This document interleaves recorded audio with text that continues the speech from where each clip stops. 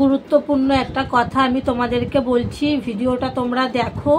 মানে আমি প্রথমে যে কথাগুলো বলছি, তোমরা যদি কেউ জানো আমাকে একটু হেল্প করো। আমার 1 বছরের বড় ভিডিও, মানে ব্লগ ভিডিও। তো গত 1 বছর ধরে আমি ব্লগ ভিডিও ছাড়ছি।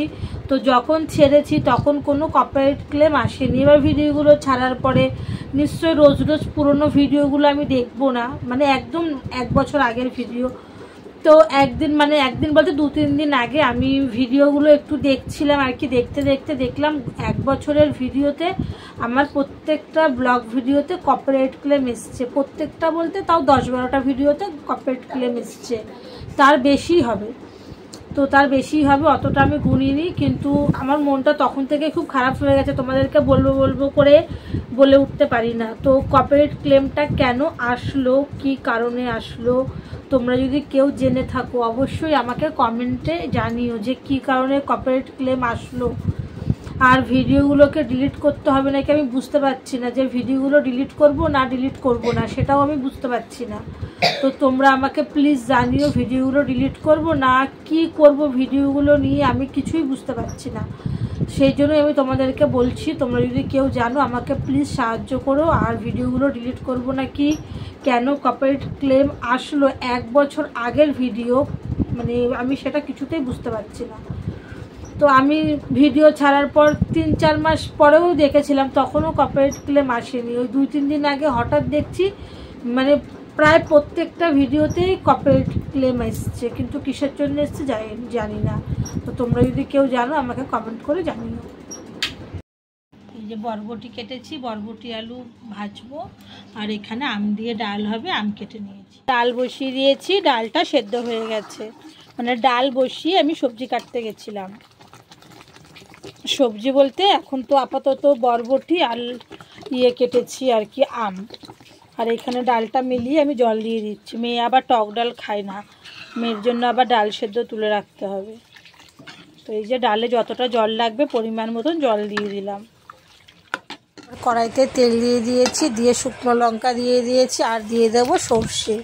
তারপরে ডালটাকে ফোড়ন দিয়ে নেবো। আর এক হাতে তো ভিডিও করা সম্ভব না, মানে এত কষ্ট হয় কি বলবো তোমাদেরকে। তবুও করতে তো হবে, কষ্ট না করলে কি আর হবে। তো যাই হোক, এদিকে দেখো ডালটাকেও ফোড়ন দিয়ে দিয়েছি আমি।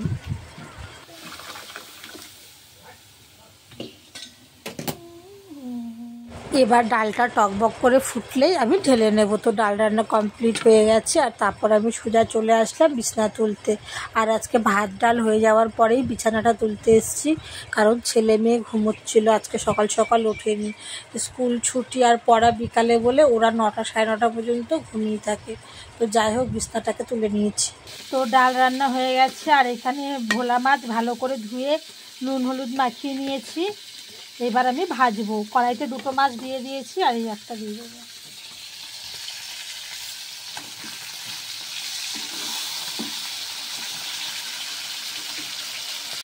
বরবটি আলু কেটে রেখেছি, ভাজা হবে। আর এখানে ভোলা মাছের আলু কেটে রেখেছি। মশলা বেটে নিচ্ছি, আর পেঁয়াজ রসুন আর জিরে গোলমরিচ, এটা হচ্ছে মাছের ঝোলে দেব। আর মাছের ঝোলে আলু দিয়ে একটু ঝোল ঝোল করব, তাহলে দুবেলা হয়ে যাবে। আর রাতে কিছু আজকে রান্না করব না। তো যাই হোক, এইদিকে দেখো আমি মশলাটাও বেটে নিচ্ছি, আর ওদিকে কিন্তু আমি মাছের আলু ভাজছি। মানে গ্যাস কমিয়ে রেখে রেখে একদিকে মশলা বাটছি, আবার গিয়ে আলু নাড়ছি, মানে উঠে উঠে। তো যাই হোক, এদিকে দেখো ফাইনালি আমার মাছ ভাজা কমপ্লিট। আর এই কটাই মাছ রয়েছে, ভাজাও হয়ে যাবে।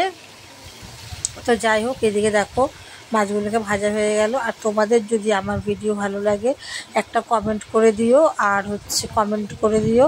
আর যারা আমার চ্যানেলে নতুন তারা চ্যানেলটিকে সাবস্ক্রাইব করে পাশে থেকো। আর যারা অলরেডি চ্যানেলটিকে সাবস্ক্রাইব করে রেখেছো তাদেরকে আমার তরফ থেকে অনেক অনেক অনেক ভালোবাসা।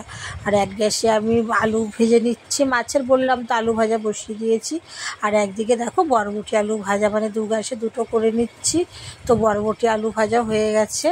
এইবারে আমি মাছের মশলা টশলা ভালো করে কষিয়ে জল দিয়ে দিয়েছি। এইবারে আর আস্তে আস্তে করে ভোলা মাছ যেহেতু কম জাল খায়, সেই কারণে মানে সেদ্ধটা তাড়াতাড়ি হয়ে যায়, সেই কারণে আলু সেদ্ধ হওয়ার পরেই আমি মাছটাকে দিয়ে দিয়েছি। এবার গ্যাস কমিয়ে রেখে দিয়েছি, দিয়ে আমি চলে এসেছি সোজা কলপারে বাসন মাজতে। তো এখন বাসনটা মাজা হয়ে গেলে মোটামুটি আমার কাজ কমপ্লিট হয়ে যাবে। আর আজকে খুব তাড়াতাড়ি কাজ করে নিয়েছি, একদম 11:30টার মধ্যে কাজ করে নিয়েছি। তো চলো সঙ্গে থাকো, আমি বাসনগুলোকে মেজে নিই। বাসন টাসন মেজে তারপর আবার তোমাদের সামনে আসবো। আর সকাল সকাল কাজ হয়ে গেলে না খুব ভালো লাগে। এখন ভিডিও এডিট করব বসে বসে, না হলে শর্ট ভিডিও বানাবো, মানে আর রান্না বান্নার কোনো ঝামেলা নেই। সেই রাত্রে দেখা যাবে। তো ফাইনালি আমার মাছের ঝোলটা দেখো কমপ্লিট হয়ে গেল। আর একদম পাতলা ঝোল করেছি, জাস্ট একদম পাতলা ঝোল। আবার গরম পড়েছে না 2-3 দিন ধরে, এখন আর বেশি রিচ খাওয়া যাবে না। এইগুলো সকালবেলা কাচা হয়েছিল, সেই জামা কাপড়গুলো তুলে এনেছি। এখন ওগুলোকেই বসে বসে ভাঁজ করে আর কি শোকেসের মধ্যে ঢুকিয়ে রাখবো। আর আমি পরার জামা কাপড় শোকেসেই রাখি, দেখা যায় না, ভাঁজ করে ঢুকিয়ে রেখে দিই।